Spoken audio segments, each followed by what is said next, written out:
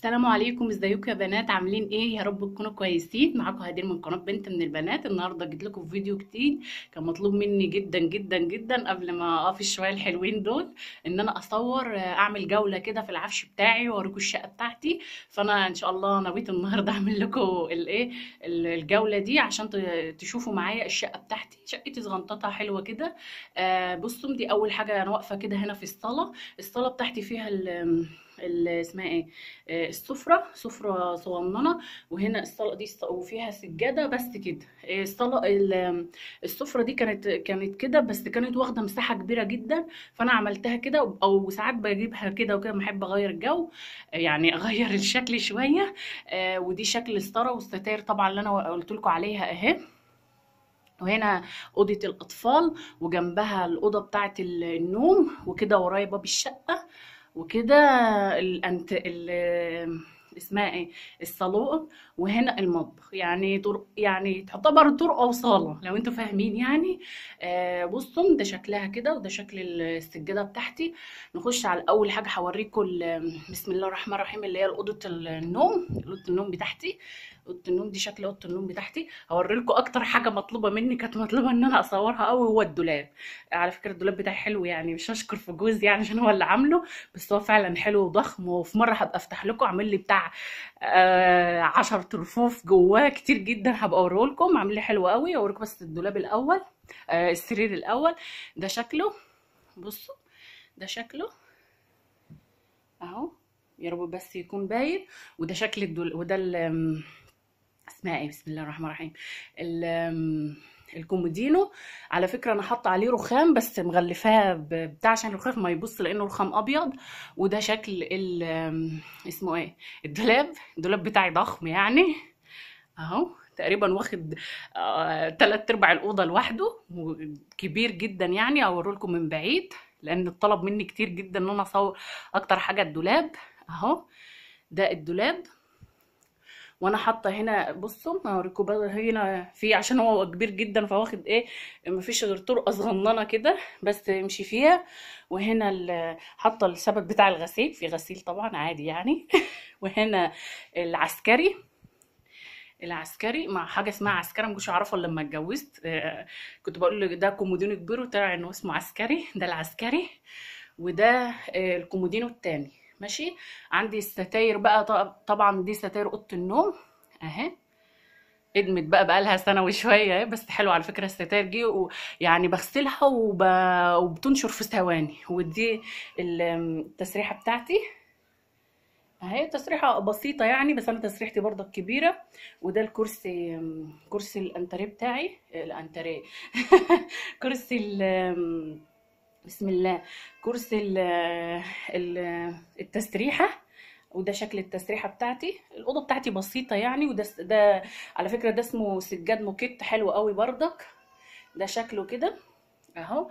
وده شكل الاوضه كلها. اوضتي بسيطه يعني، ما فيهاش مهرجانات ولا حاجه. اوضتي بسيطه حلوه اهو. انا قايده لكم الاباجوره، فالاباجوره عامله على فكره فلاش كده في النور، هطفيه عشان تشوفوها اهي. بصوا اهو. ده شكل العسكري والكومودينو، والحاجه بتاعتي تمام يعني. اوضتي بسيطه الحمد لله يعني. ادي الاوضه، وادي السرير، وكده خلاص نطفي النور كده. نطلع بقى احنا كده ايه، تمام من الاوضه دي. نخش بقى على اوضه نطلع الصاله تاني، ونخش على اوضه الاطفال. نلاقي توت عماله تعيط جوه. اهي.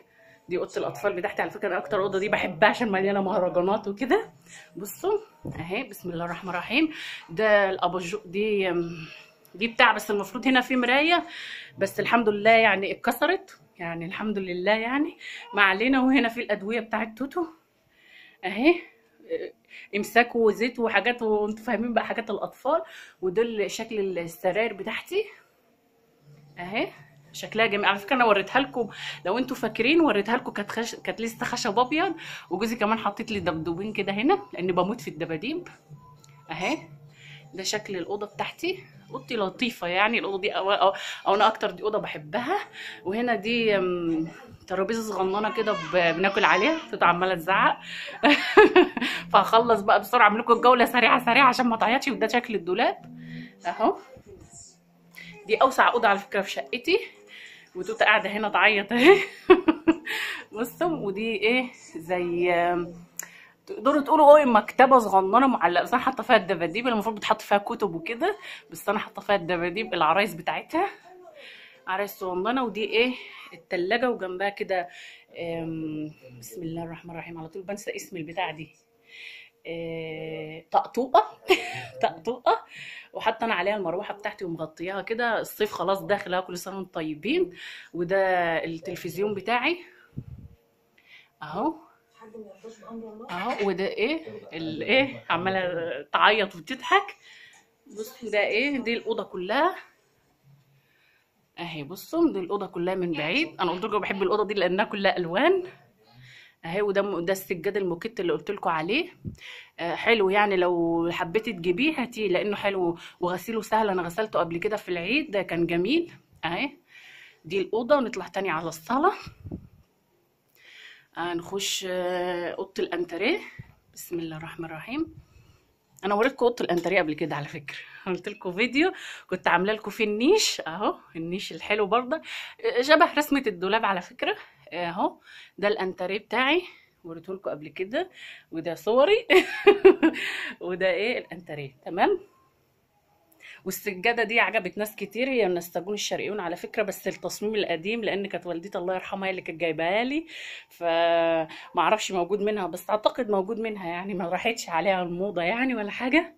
دي شكل بقى الاوضه من بعيد برضك اهي. اهي نخش بقى على المطبخ اخر حاجه لان توت عامله لي فضيحه اهي. نخش بقى على المطبخ بسم الله اهو. نقيد بس الانوار. والمطبخ برضك انا صورته لكم قبل كده، ده الحوض وجنبه حاطه باسكت كده للمهملات وكده، وده الغساله بتاعتي، وده الحوض. شفتوا انتوا قبل كده، شفتوه انتوا قبل كده معايا، صورته لكم حته حته ومن فوق كمان، اشمعنى من فوق يعني اهو. اهو كل المطبخ بتاعي شفتوه انتوا قبل كده يعني. فايه ده جولة سريعة كده للمطبخ والشقة وكده، علشان توتو عمالة تعيط فانا عايزة اروح لها بقى. فيا رب تكون الجولة بتاعتي عجبتكم. ودي شكل الأوضة الثاني اهي. نرجع بقى تاني لموقعنا الأساسي اللي هو الصالة. يا رب تكون الجولة كده حلوة وعجبتكم، ويكون عفش يعني للبنات اللي هي طلبت انها تشوف عفشي اهو. ده عفشي وعلى فكرة جوزي هو اللي عامل كل الحاجة ديت، كل العفش ده. فايه الحمد لله يعني متوصي بيا. فايه نرجع بقى لتوتو لانها عمالة تعيط اهي، عمالة تعيط اهي وبتتخانق مع البطانية. فاشوفكم بقى في فيديوهات تانية. السلام عليكم ورحمة الله وبركاته.